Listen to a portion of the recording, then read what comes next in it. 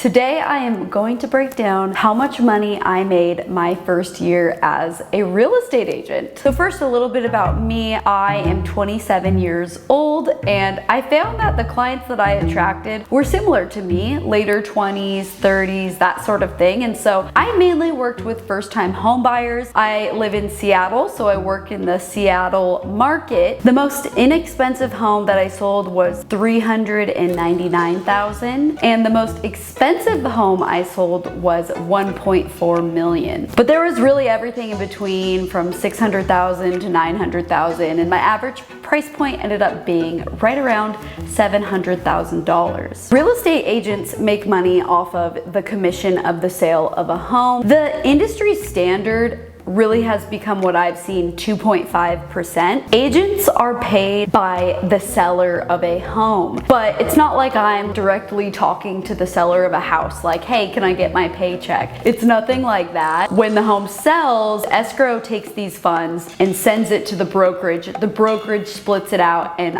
I get my paycheck by my brokerage sending me a check in the mail. So essentially you're getting around 2.5% of the purchase price of a home. Let's say on $1 million, that's $25,000. Seems pretty awesome, right? I mean, it is. That's a lot of money to get a $25,000 check like that. Most people don't get like these large checks in large amounts like that. So it's pretty crazy. And I see how thinking of it in that way gets a lot of people thinking, ooh, I want to become a real estate agent and get a $25,000 check, but it's not quite that easy. Now, you have to hang your license, they call it, with a brokerage, and your brokerage, being that it's processing everything for you, they take a percentage of your sale. This varies from brokerage to brokerage, from person to person at brokerages. People have totally different splits. So I'll tell you the split that I have is my brokerage takes 10% off the top of every house that I sold. From what I've seen, most brokerages, like, they need to make money off of you and they are providing resources. From what I've seen, they'll range anywhere from taking about $16,000 from you up to $30,000 off of your yearly income. That's just what I've seen. So my split with my brokerage doesn't have a cap on it. It's just 10% off the top, which really isn't too bad. That's actually how my YouTube brand deals work as well with my agency. They take 10% off the top as well. And I also decided to join a team. Teams also have totally different splits, but when you're a part of a team, they take a portion. I'm not gonna go into details on the team split that I had this first year, just because I'd rather just keep that private. But what I will tell you is I did renegotiate my split to be something I thought was more fair, now that I'm not like such a beginner agent anymore. All right, now let's dive into how much money I made. I'm gonna break this up into quarters. So quarter one, January through March, I made $0. And that's because I was not yet licensed. I didn't get my license until March 1st I was licensed. But I will say quarter one, that January through March, since I knew what team I was joining, I was spending so much time studying for the exam and shadowing my team lead. In quarter two, everything did begin to pay off. Shortly after quarter one, I did end up selling my first house to my first ever client, Jeffrey. And once I got that momentum going, I ended up selling 8 houses this first quarter. And after all my splits and everything was said and done, I ended up making $102,367.93. Now, I was working so hard to the brink of just total exhaustion, but I made 6 figures in a quarter, which was crazy. According to a survey in 2013, almost 50% of realtors spent at least 40 hours a week at work. So based off this statistic, I can definitely attest to the fact that in this quarter, I was working 40 hours a week at the very minimum, at least. So I thought it'd be kind of interesting to figure out what my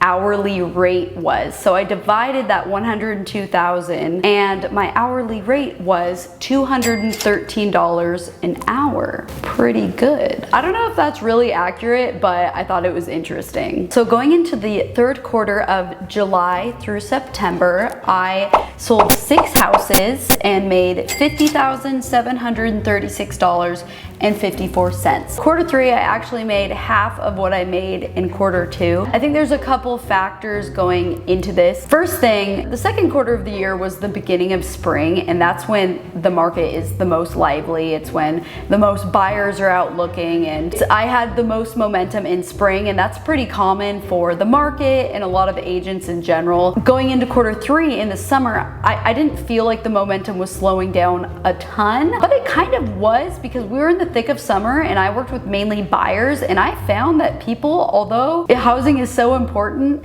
they found that a day on the lake or going on vacation or things like that was just more important. And so in the summer, people did tend to get a little bit distracted from the home buying process, where in spring I found my buyers and sellers were a little bit more motivated at times. The second thing was, after having such a big quarter right before that, I did not really have time to be prospecting anymore, because I was so busy working with clients. Like, I was barely uploading YouTube videos, so I wasn't getting as many leads coming in. But still, $50,000 in a quarter is something to be proud of. That's $16,000 a month, so I was still happy with it. And then for quarter 4, the last quarter of the year, October through December, I made $42,704 and sold 6 homes again. So again, a bit of a lower number there. The last quarter of the year is kind of tough though, going into bad weather, shorter days in terms of daylight. I did still sell 6 houses in this time, but again, the purchase prices were kind of a bit lower. So with all of that said, my grand total for my first year in real estate,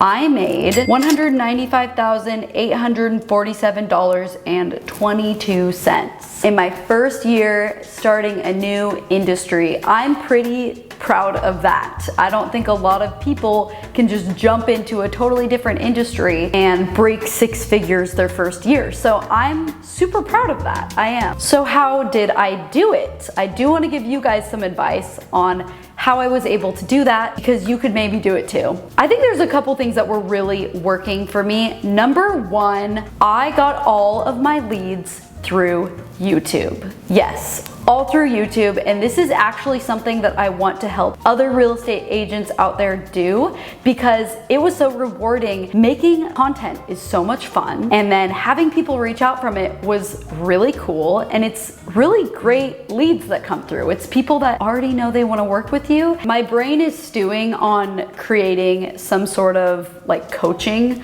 for agents out there. I don't think making a course is enough. I think it needs to be a little more hands-on, something where I can critique someone's channel and stuff like that, because I really want people to be successful in it. Like, I'm actually so passionate about that idea.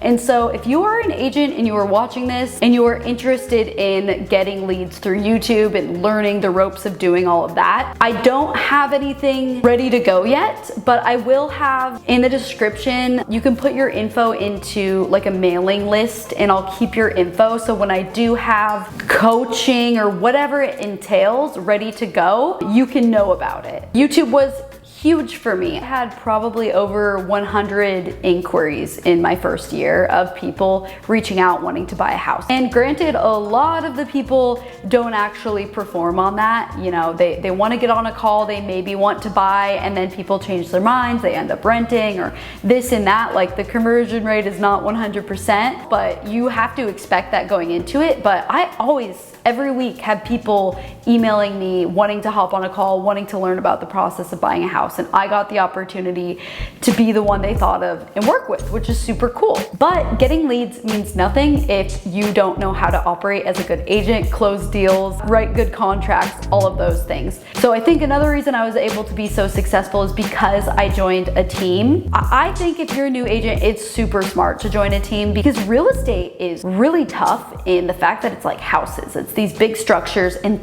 weird things go wrong. Septic tanks getting decommissioned, new sewer line, rats in the attic, a leaking roof. Like, I dealt with literally all of these things in my first year. It's things you have to navigate and decide, is it worth it for my client to offer on this? Like, what should we do about it? Is this a big deal? Is this not a big deal? It's things that just take time and experience in the industry dealing with it. And you're only gonna get that if you join a team where there's experienced agents that have dealt with these sort of things, and they're gonna know how to help you navigate it with your clients and what's ultimately going to be best for your clients. clients. Like, could I have closed a lot of these deals myself? Yes, probably, but I would have been flying blind, like had no idea what I was doing, and ultimately I could have misguided my clients. So that's another reason I just thought ethically, like there's no way someone A, would want to work with me brand new, not knowing what I was doing, and B, they shouldn't. Even if they're dumb enough to do it, they shouldn't. I'm just a huge advocate for being on a team because I think that's what's best for the consumer too. There's great agents out there though that do it solo too, and I applaud them because that sounds so hard as well. All in all, I definitely made more money my first year in real estate than I expected to make. But I also worked a lot harder than I expected. Yes, I had YouTube to help me, and that was my whole strategy. You know, I got a comment that was like, well, you're so lucky that you sold 20 homes. And I don't think luck is like the appropriate word to use. I'm fortunate that I spent so much time building a YouTube channel, but that was my strategy all along. I wanted to get into real estate because I knew that I could convert YouTube to leads, and it's not luck. I didn't just flip a coin and land myself a YouTube channel with 1 million subscribers. Like, I worked really hard for that too, so it only makes sense that I was able to make a new extension of my business. But like, you can do it too. I know you can do it too. I know so many people, even with a brand new YouTube channel, I feel so confidently that you could do this too. I think a lot of people out there could get into this and be great at it and love it and be successful in their first year, and then the opportunities are endless in real estate. Like, there's kind of no ceiling on how much you could grow and make your own team and all of these things and get to a point, you know, where you're just making a great income. I mean, a lot of people want to be financially free in that way, and I think real estate is a way that you can do that. And so thank you guys for watching this video. I hope you enjoyed. If you want more real estate related content, I will have a playlist below, or you can click here, and I'll see you guys next time. Bye.